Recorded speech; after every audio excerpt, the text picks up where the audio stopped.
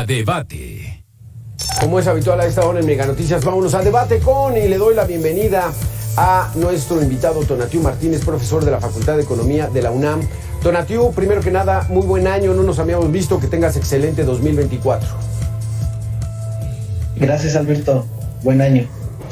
Tonatiuh, este tema de las pensiones, híjole, es un tema que el Estado mexicano lo trae desde hace 30 o 40 años.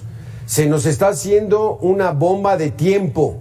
Por eso la modificación en el 97, porque los cálculos de los gobiernos es de que vamos a estar atorados en el pago de las pensiones.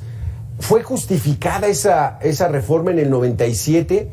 ¿Qué hubiera pasado si continuamos con el régimen 73, donde pues bueno, la gente tenía una pensión más o menos decorosa para retirarse? Claro, la pensión del 73, como tú dices, es decorosa, es una pensión de beneficio definido. ¿Qué quiere decir que sea de beneficio definido? Que en la ley se indica el porcentaje que tú vas a ganar una vez pensionado con proporción pues de los ingresos que tenías o del promedio de los últimos 5 años. Es decir, se especificaba cuánto ibas a ganar. Con el cambio del 97, ahora estamos en la completa incertidumbre. Hasta que plantees tu jubilación, se va a valorar en términos de lo que tú hayas ahorrado de manera individual, en cuentas individuales, de administración privada, si vas a poder o no comprar una renta vitalicia, un producto financiero, en el mercado de las aseguradoras. Este cambio implicó, de acuerdo con publicaciones de la propia CONSAR hace algunos años, que en sus proyecciones decían que la gente tendría pensiones de alrededor del 17, del 20%.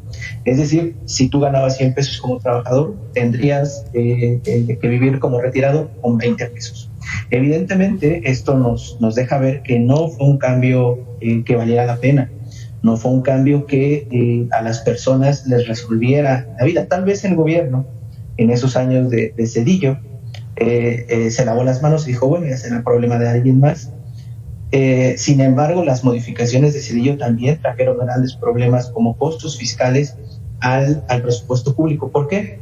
Porque el IMSS, a través de la gestión de los recursos bajo la ley del 73, era quien tenía que administrar de manera sana financieramente las pensiones, con rendimientos importantes, para que llegado el momento de que la pensión o la mayoría de las personas comenzaron a pensionarse, pues las pagaran. ¿Qué dijo el IMSS en su momento? Me voy a quebrar si me hago responsable de las pensiones. Entonces Zedillo dijo, bueno, entonces que todo esto del IMSS salga del presupuesto público. Y así estamos, incrementando cada año a raíz de la reforma del 97, el gasto en pensiones que se paga con los impuestos y la renta petrolera. Desde mi punto de vista no fue un cambio positivo, es un cambio que al ver la tasa de reemplazo, ese 20% pues, que nosotros ganaríamos como pensionados, hace evidente que no fue un buen cambio. Y de hecho la OIT publica que somos una anomalía. No hay países con un sistema como el nuestro, completamente en donde tengamos la administración privada y las pensiones individuales. Solo Chile y otros dos pequeños de América del Sur. Entonces, somos en realidad algo que ha probado pues, que no sirve. En Chile probó que no sirvió. Tú recordarás lo hemos platicado tú y yo, cuando fueron las protestas en Chile, que llevaron a un cambio fuerte de gobierno, se iniciaron esas protestas por las pensiones tan bajas que estaban dando. Entonces, sí debemos de buscar un cambio a un sistema que en realidad le dé una vida digna a través de los ingresos a las personas mayores, no como el que tenemos. Al 100%, que la gente se reciba de pensión lo que ganaba en su último trabajo, al 100%, Tonatiuh. Pero ahí podríamos hablar de un rango. Evidentemente, cuando uno sale del mundo laboral, pues disminuyen un tanto tus gastos, pero no estamos hablando de que pues caiga a 70% de lo que tú gastas simplemente porque dejaste de trabajar. Sigues con proyectos, sigues activo, sigues seguramente con deudas, te comprometiste en su momento. Entonces podríamos hablar de una banda superior al 50%, el 50 y el 70% me parece razonable, del 60 al 80%, pero no lo que tenemos actualmente. Pero ¿de dónde sale ese dinero? Vamos a darle la bienvenida a Augusto Barajas, analista en pensiones y afores. ¿De dónde sacar ese dinero? ¿Quién lo pone? ¿El trabajador? El Instituto Mexicano del Seguro Social, el ISSSTE, Petróleos Mexicanos, dependiendo de donde trabaje uno. ¿O cómo ves la situación, Augusto? Bien, bueno, el dinero es de las Afores es una aportación tripartita, trabajador, patrón y gobierno, que suman el 6.5%. Lo que se plantea en la reforma del 2020, que entró en vigor en el 2021, es ir incrementando la aportación tripartita, trabajador, patrón y gobierno, hasta el 2030, 2031, a razón de un 18%. 15-18% para tener una pensión al 70%, ¿sí? No como al 30% que al día de hoy se están pensionando las personas. Exactamente. Entonces, Augusto, ¿y cómo ha funcionado esta modalidad? Porque ya hay toda una generación que salió de la Ley 73 a la 97 y que pues sí está recibiendo pues muy poquito dinero por su pensión. Sí, Alberto, te comento, de hecho lo hemos platicado, este modelo nuevo de pensiones, nuevo me refiero a la reforma que hubo en 1997, se copió del modelo chileno. Lo que he comentado es que cuando le copias a alguien, pues le copias al más aplicado, no, este no fue el caso. La ventaja es que ahora el primer punto es que el dinero no es tan fácil de que el gobierno le eche mano, como sucedió con Argentina, Perú, Venezuela, Colombia, donde el dinero pues, no estaba tan restringido. En este caso, en México, sí está restringido, no es tan fácil que el gobierno eche mano. Ahora, el modelo es muy bueno si comparamos con el SAR que empezó en 1992 y se diversificaba y lo captaban los bancos, pues fue un problema recaudarlo para integrarlo a la cuenta del trabajador, como el de las Afores, que con el número de seguro social se captaba el dinero como cámara de compensación. No así el SAR, que el SAR estaba regado en varios bancos porque era a través del RFC. Vamos a hacer una pequeña pausa, está muy interesante este tema, las pensiones. Tonatiuh, Augusto, regresamos en 2 minutos.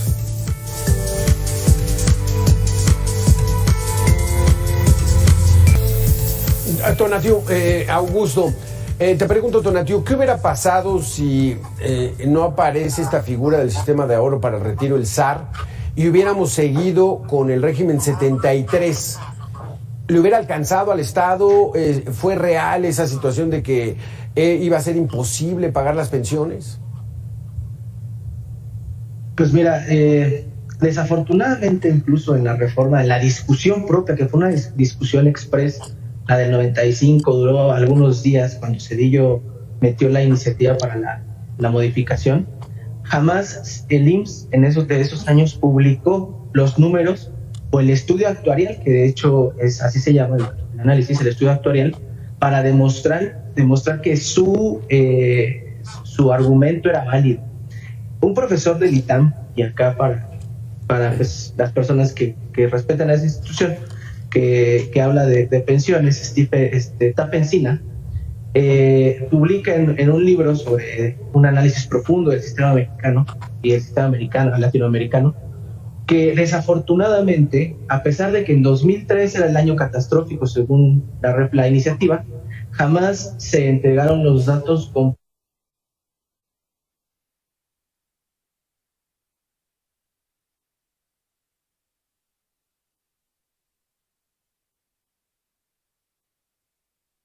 porque la privatización del sistema de pensiones es uno de los hechos que sucedieron a lo largo de América Latina.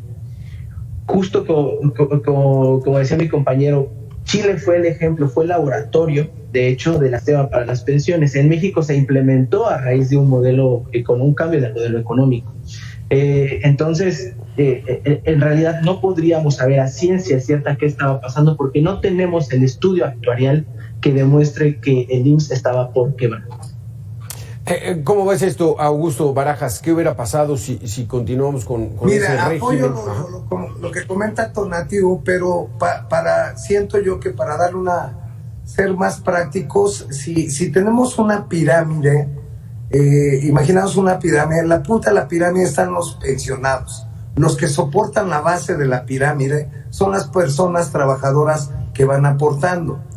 ¿Qué es lo que a la larga están comentando? Que la pirámide generacional de aportaciones se volteó. Ya son, en la base, son mucho más los pensionados y hasta arriba están los aportantes. Sí, vamos a tener un tema de no poder seguir financiando pensiones. Máxime que creo que abarcan el 22% del Producto Interno Bruto. Sí, esa es la otra, Tonatiuh. El umbral de vida de los mexicanos se amplió, entonces si se jubilaban a los 65, pues llegaban hasta los 85, 90, o sea, 20, 25 años que había que sostener esta situación. Y explícame, Tonatiuh, ¿por qué hay trabajadores de la extinta Comisión de Luz y Fuerza del Centro que reciben pensiones de 50,000 pesos? Trabajadores de Pemex también jubilados que todavía andan trabajando como funcionarios en el gobierno reciben pensiones de 60,000 pesos. O sea, también ahí, ¿cómo puede soportarlo un Estado como el mexicano? Claro, ahí está, por ejemplo, el caso de Gurría, ¿no? Gurría, que trabajó algunos meses en la banca de desarrollo y que lo jubilaron, ¿no? Es uno de los casos emblemáticos, esas megapensiones que no deberían de existir, unas pensiones que se dieron con toda la corrupción que uno puede imaginar. Me quisiera regresar unos pasos y hablar del modelo que describía Augusto. Ese modelo se llama de reparto. Y esos modelos no sirven para pensionar a la gente. Y también decir que ese 22% que menciona es del presupuesto público, no del Producto Interno Bruto. Otro punto. Los modelos de pensiones... ¿Cuánto es el presupuesto público? Deben de ser constituidos... Este año, ¿cuánto es el presupuesto público? Ese 22%, pero el 9 billones de pesos. 9 billones. Ese era... Exactamente. Casi 2 billones son para pensiones. Y no del... Y está creciendo. Está creciendo, ¿sabes por qué? Porque en los 70s nosotros constituimos un modelo que se llama de beneficio definido de capitalización colectiva. Es decir, no uno de reparto. Los modelos de reparto se utilizan para otro tipo de seguros sociales, por ejemplo el de maternidad, pero no para los de pensiones. La administración fue tan mala en los gobiernos priistas, dilapidaron, es más, no supieron cómo recuperar el dinero, no les importó gastar en ese momento el dinero y no tener una programación financiera ideal para como los fondos de pensiones, los grandes fondos de pensiones lo hacen. Es decir, ¿qué hacen los fondos de pensiones? Invierten en proyectos productivos en donde tienen una rentabilidad, donde los proyectos pues van a regresarles capital que han invertido con intereses. Eso lo tuvimos en su momento, modelos, fondos que estaban creciendo, porque era un modelo joven, un modelo nuevo, que estaba madurando. Bueno, el priismo vino y gastó, pero nunca recuperó. Entonces, hay que tener mucho cuidado en cómo... no hay un único modelo de pensiones. El modelo de pensiones de reparto no es... eso que teníamos no es un modelo de pensiones. Lo que sí puede ser un modelo de pensiones es un modelo de beneficio definido de capitalización colectiva. Augusto, ¿qué opinas de esto entonces? Es correcto, apoyo totalmente lo que dice Tonatiuh. Lo que comentabas de las pensiones que se espantaban, que existían de 70,000 pesos, este año la del IMSS está sobre 78,000 pesos en ley 73. 78,000. O sea, hay personas que reciben 78,000 pesos. Ahí estarán esos trabajadores de la extinta Comisión de Luz y Fuerza, los de Pemex, pero ¿por qué hay esa inequidad? Así es, tengo entendido que tenemos más de 200 o 300 modelos de pensiones. Ahora, unas son por jubilación, años de servicios, derivado del contrato colectivo de trabajo. Estas son pensiones por cesantía, vejez, invalidez y vida, la del IMSS, que puede ser semejante a la del ISSSTE. Vamos a hacer una pequeña pausa. Sí. Adelante, ¿la del ISSSTE qué? No, perdón. ¿La del ISSSTE? Está regulada, la ley marca que es 10 salarios mínimos vigentes en el Distrito Federal, es el salario tope. Ya. Entonces, vamos a hacer una pequeña pausa, ya vamos entendiendo mucho mejor este tema de pensiones. Tonatiuh, Augusto, regresamos en 2 minutos. Gracias. Gracias, Tonatiu. Augusto, gracias. Vamos a cerrar esta mesa de debate. Tonatiu, aquí hay una pregunta. ¿Por qué se le ocurrió al presidente de la República en este año, que es año electoral, año de transición, el presentar una reforma, una iniciativa en este sentido, cuando en 2018 tenía un voto electoral muy importante? ¿Por qué no lo empezó desde ahí? Mira, los problemas de la generación Afore no se reflejaron en 2019, de hecho es cuando en realidad comienza su mandato, a finales de enero de diciembre de 2018. La CONSAR publicaba algunas cosas, pero muy pequeñas. Fue en 2020 donde se hizo mucho ruido. En 2020, como ya se mencionó, hubo una reforma importante, paramétrica, y ahora el presidente lo retoma como una demanda de los trabajadores. Me parece que esa demanda ha estado siempre ahí. Me parece que es una demanda latente, que es un malestar de los ciudadanos.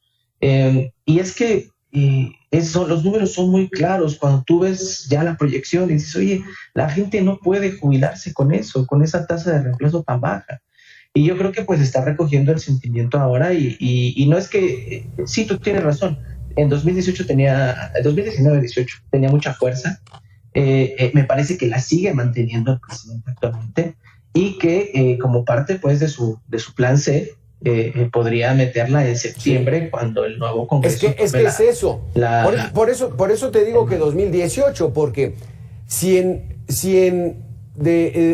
septiembre y octubre va a tener el último periodo de mandato y con un Congreso distinto, pues desde que tomó posesión lo hubiera hecho. Pero Augusto Barajas, entonces, ¿cómo ves esta situación?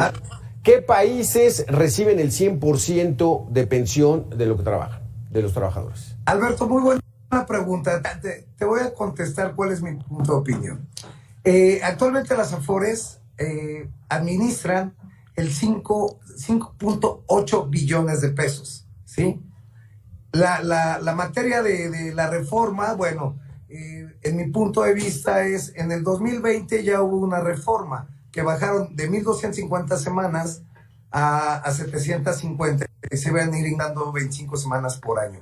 El porcentaje de aportación era el 6.5 y creo que queda en el 18% en el 2030. ¿Sí? Lo que dice el presidente, a mi punto de vista, es otra vez volver a hacer la misma reforma, va a proponer eso. Ahora, en el tema de pensiones, no hay país que esté al 100%. El promedio a nivel mundial, Dinamarca, poniéndolo como ejemplo, que tanto se ha hablado de él, están sobre el 70-75%. No hay país con pensiones al 100%. Entonces, el tema de lo que están viendo es, pretenden, hicieron una modificación que bajaron la comisión de las Afores, que unas estaban en .90 y tantos, unos por la comisión de flujo. La bajaron al 57.57 que la tenía pensionista, ¿sí? Homologaron ese por de aportación a todas las Afores, pensando que algunas Afores iban a desistir en seguir administrando recursos. Lo que quiere el gobierno, lo que plantea, es que exista una sola Afore que administre ese dinero, ¿sí? Para de esa forma poder quitar y echar más de los recursos de los trabajadores. La tirada en concreto es, quieren manejar el dinero de las Afores, y no nada más este gobierno, ya le han echado ojitos los anteriores. Para mí, yo lo veo imposible. Es un gato revolcado, es la misma propuesta que hizo el presidente en el 2020 y está activa. Entonces, debemos de esperar. Aparte, no tiene mayoría ni en Cámara de Diputados ni en Senado. Sería, te voy a dar un dato rapidísimo. Lo que quieren cambiar es el artículo 123. Ese artículo habla de seguridad social y derechos laborales. Lo que sí se debe de cambiar son artículos de la ley del IMSS del 97. ¿Por qué? Porque actualmente las pensiones ya otorgadas dicen que se actualizarán de acuerdo al índice nacional de precios. Entonces, se van quedando abajo esas pensiones. Actualmente, la mínima garantizada este año 2024 debe estar sobre 7,500, cuando hay pensiones de hace 10 años otorgadas que están en 3,000 pesos. Eso sí es una inequidad para los trabajadores. Deberían de homologar y mejorar el poder adquisitivo del trabajador al homologaciones. A ver si me expliqué. A ver, Tonatiuh, entonces dice Augusto, el gobierno quiere echarle mano a ese manejo de los casi 6 billones de pesos. Esa es la intención, luego de haber hecho una erogación de $500 billion, 500,000 millones de pesos en el Tren Maya, 130,000 pesos en el Aeropuerto Internacional Felipe Ángeles, van 350,000 millones de pesos en la refinería Dos Bocas. ¿Quiere echarle mano a las pensiones? Pues mira, los datos son contundentes. Las Afores, de hecho, invierten en deuda gubernamental. Más del 50% del portafolio de las administradoras de Fondo para el Retiro está dedicada a fondos públicos, a deuda pública. Entonces, tampoco debemos de asustarnos y decir, bueno, es que el gobierno quiere tomar los trabajos de las mismas Afores, dado que no encuentran otra forma mejor de gestionar el dinero, porque las tasas, seamos realistas, las tasas de los bonos mexicanos son muy buenas. Actualmente están pagando arriba del 10%, sobre todo, hay que decirlo también, cuando uno ve la tasa efectiva que están entregándole a los trabajadores cada publicación de sus estados de cuenta, pues vemos que hay unas minusvalías impresionantes. Y contrario a todo esto, las Afores siguen pagando dividendos a sus accionistas cada año. Entonces me parece que también tenemos que poner eso sobre la mesa y tratar ese tipo de inequidades. Ahora, el presupuesto de las Afores en ese sentido, entonces, es decíamos, del 18.5% del Producto Interno Bruto. Ahí sí, casi el 20% del Producto Interno Bruto es lo que administran como activos netos las CIEFORES. La mitad de eso, es decir, el 9%, no está en deuda gubernamental, pero casi el 13% está invertido en acciones de empresas extranjeras. No está en el desarrollo nacional, y que eso es muy importante, potenciar a empresas, si quieren verlo de esa forma, y esta es una buena crítica a las Afores, porque en el segundo rubro de importancia en términos de su portafolio, el segundo producto más socorrido son acciones internacionales y no el desarrollo nacional. Entonces, me parece que también esto hay que tenerlo muy en cuenta, y también decir que el presidente, claro que se preocupa por el salario de los trabajadores. Estamos viendo que en una inflación como la de estos 2 últimos años, el salario real de los trabajadores, incluso del sector informal, ha crecido a tasas como no había crecido en las últimas 2 décadas. Augusto. Sí, apoyo la decisión, pero aquí hay algo bien importante. Sí, y de hecho desde 1997 las Afores tenían que la mayor parte de su inversión tenía que ser en capital mexicano, instrumentos de deuda. Ahora, hay que tomar en cuenta que también las Afores tienen que generar rendimientos, ¿sí? Y tienen que asegurar esos rendimientos. Por eso se ha diversificado la inversión con empresas extranjeras, ¿no? Donde es más seguro, no hay tanta volatilidad, y tienen que garantizar el que van a cuidar el dinero de los trabajadores. Tomemos en cuenta que la Organización Internacional del Trabajo, donde hemos hecho varias demandas a favor de los trabajadores, una de ellas fue la del Infonavit, dice que el dinero es de los trabajadores y ellos deciden dónde se invierte, ¿sí? Entonces debemos de tener mucho cuidado con el dinero de los trabajadores. No es un dinero que venga de impuestos, una situación así. Es dinero de trabajadores. Pues ahora... sí, adelante, Augusto. Las Afores Adisar 92, y es un punto bien importante. Ahora, desde 1997, saben dónde está y cuánto tienen, cosa que no sucedía antes. Pues bueno, es un tema muy interesante. Es el futuro de muchos de los trabajadores. también hay que ya empezar a pensar en todos esos trabajadores informales que también son una gran cantidad en nuestra economía, pero bueno, ese será tema de otro debate. Augusto Barajas, Tonatiuh Martínez, gracias por haber estado aquí en Mega Noticias. Nosotros vamos a hacer una pequeña pausa y tenemos mucho más. Volvemos en 2 minutos. Muchas gracias, saludos, Tonatiuh. Gracias, hasta luego.